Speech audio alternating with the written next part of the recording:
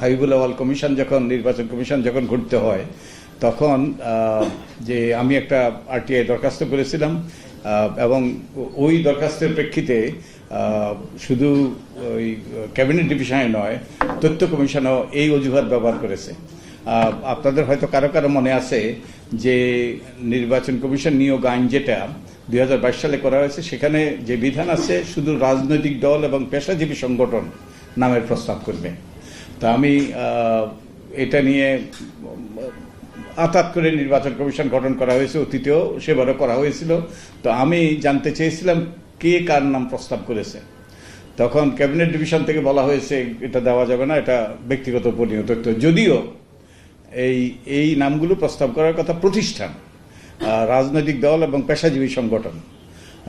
আমি সেই ইনফরমেশনে কমিশন গিয়েছিলাম, সেই একই আমি উত্তর পেয়েছি। এগুলো ব্যক্তিগত তথ্য, অর্থাৎ ব্যক্তিগত তথ্য ফাঁস করা যাবে না, যদিও প্রতিষ্ঠান আগেই বলা হয়েছে। তো আমি আদালত পর্যন্ত গিয়েছি।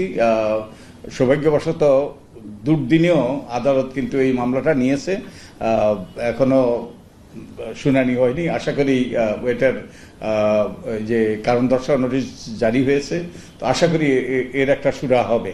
তো অন্তত একটা ইস্যু ওই পর্যন্ত গিয়েছে। আমি জানি না শুনানি করাতে পারবো কিনা, কারণ যেই আদালতে এই যে পঞ্চদশ সংশোধনীর মামলা এবং যে আদালতে আমি আরেকবার গিয়েছিলাম আগে, আপনারা হয়তো কেউ অবগত আছেন যে হ্যাঁ, নির্বাচন কমিশনে যে রাজনৈতিক দলের অডিট রিপোর্ট দেওয়া হয় সেটা প্রকাশ করে না, সেই ব্যাপারে আমি গিয়েছিলাম। বহু টালবাহানা করে শেষ পর্যন্ত তথ্য কমিশন থেকেও প্রতিকার পাইনি। আমি আদালতে গিয়েছিলাম। আদালত ফারাহ মাহবুবের কোর্টে আদালত রায় দিয়েছিল যে কোনো তথ্য কর্তৃপক্ষের কাছে থাকে সেটা public information subject to disclosure. কর্তৃপক্ষ মানে আইনে যেটা ওই যে সংজ্ঞায়িত। তো এবং এটাই কিন্তু এই যে তথ্য অধিকার আইনের যে কার্যকারিতা, ওই রায়কে ব্যবহার করে কিন্তু 2018 সালের নির্বাচনে যে জালিয়াতি হয়েছিল, যে আমরা যে তথ্যগুলো প্রকাশ করতে পেরেছি, 213টা সেন্টারে শতভাগ ভোট পড়েছে, তারপরে বিএনপি 0 ভোট পেয়েছে 1100-1200 প্রায় 1200 সেন্টারে, এমনকি আওয়ামী লীগও 0 ভোট পেয়েছে। তো এই তথ্যগুলো আমরা পেয়েছি ওই রায়টার কারণে।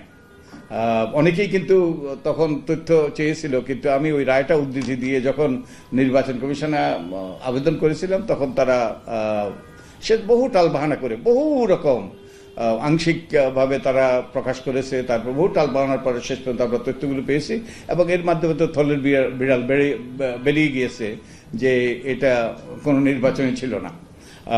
তো আমি আরেকটা বিষয় যে এই প্রস্তাবগুলো করা হয়েছে, একটা জিনিস আমি যুক্ত করার অনুরোধ করব যে রাজনৈতিক দলকে এর অধীনে আনার।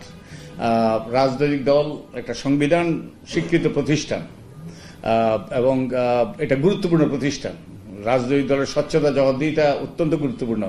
আমার যতটুকু মনে পড়ে ভারতীয় তাদের তথ্য কমিশন কিন্তু রাজনৈতিক দলকে তথ্য অধিকার আইনের অধীনে আনার প্রস্তাব করেছে এবং আমরা নিজেও, আপনারা জানেন যে আমি নির্বাচন ব্যবস্থা সংস্কার কমিশনের প্রধান ছিলাম, আমরাও কিন্তু প্রস্তাব করেছি রাজনৈতিক দলকে তথ্য অধিকার আইনের অধীনে আনার জন্য। সো আমি অনুরোধ করব আমরা একটু সাহসিকতা প্রদর্শন করি, এটা গুরুত্বপূর্ণ। কারণ তাহলে এর মাধ্যমে কিন্তু রাজনৈতিক দল যদি স্বচ্ছ জবাবদিহি না হয় তাহলে কিন্তু অতীতে যা ঘটেছে তাদের পুনরাবৃত্তি ঘটতে পারে। অতএব আমার অনুরোধ থাকবে। আর আমরা বহুদিন থেকেই তথ্য অধিকার নিয়ে, ইনফ্যাক্ট আইনটা হওয়ার আগ থেকেই আমি কিন্তু এই তথ্য পাওয়ার অধিকার নিয়ে লড়াই করেছি। আপনারা জানেন যে সংসদ নির্বাচনে কিংবা অন্য যে কোনো নির্বাচনে অংশগ্রহণ যারা করে তাদের কিন্তু হলফনামার মাধ্যমে তথ্য দিতে হয়। এটা কিন্তু 2005 সালে আদালত নির্দেশিত এবং তা আমরা আদালতে গিয়েছিলাম তার আগেই, এবং বহু জালিয়াতির পরে এটা প্রতিষ্ঠিত হয়েছে যে এই তথ্যগুলো দিতে হবে এবং তথ্য অধিকার আইনের আগেই। তো আমার মনে হয় আমরা এটাকে আরো কিভাবে এক্সপান্ড করা যায় এবং আরো এটাকে বিশেষত কার্যকর করার। এখন তো এই তথ্য নিয়ে নির্বাচনের আগে সবাই সবাই এটা নিয়ে প্রতিবেদন প্রকাশ করে। তো আমরা এটাকে আরো বিস্তৃত কিভাবে করতে পারি সেদিকে নজর দেওয়া দরকার। তো আমি আর কথা বাড়াবো না। হ্যাঁ, জি জি বলেন। আমার নাম আতিকা রহমান, আমি আরটিভিতে কাজ করি। রাজনৈতিক সরকারের মেয়াদে আমরা নির্বাচন কমিশনের কাছে অনেক তথ্য চেয়ে আমরা আসলে পাইনি, এবং এই অন্তর্বর্তী সরকারের মেয়াদেও নির্বাচন কমিশনের কাছে তথ্য চেয়েছি বিগত নির্বাচনগুলোর। বর্তমান কমিশনও কিন্তু দেয়নি, এই কমিশন দায়িত্ব নেওয়ার পরেও দেয়নি। তো আপনি কি মনে করেন যে এই অন্তর্বর্তী সরকারের মেয়াদে নির্বাচন এটা দিতে বাধ্য? আপনারা যদি লড়াই করেন, এটা লড়াই করতে হবে, এবং এটা এই জন্য এইগুলো এই যে প্রকাশিত হইতে হবে যে তারা তথ্য দিচ্ছে না। কারণ আদালতের রায় সুস্পষ্ট বলা আছে যে তারা যে আমরা তথ্য দিতে, ওই যে সেন্টার ওয়াইজ যে ভোটারের তথ্য তারা তো দিতে বাধ্য হয়েছে। তো যে কোনো তথ্য নির্বাচন কমিশনে থাকে, এগুলো যেসব তথ্য নির্বাচন কমিশনে থাকে সেই সব তথ্যই কিন্তু পাবলিক ইনফরমেশন, তারা দিতে বাধ্য। এমনকি আমি দেখেছি যে শুধু নির্বাচন কমিশন নয়, কোনো জায়গায় যে এমনকি হলফনামা দিতেও কিন্তু অস্বীকৃতি জ্ঞাপন করেছে কোনো জায়গায়, যেটা সম্পূর্ণরূপে আইনের পরিপন্থী।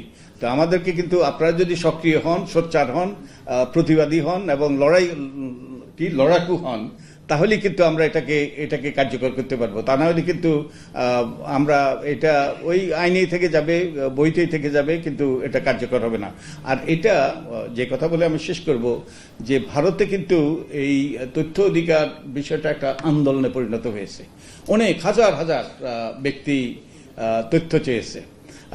আমাদের দেশে কিন্তু আন্দোলনে পরিণত হয়নি, এবং তথ্য চাওয়ার যেই পরিসংখ্যান অত্যন্ত উৎসাহব্যঞ্জক নয়।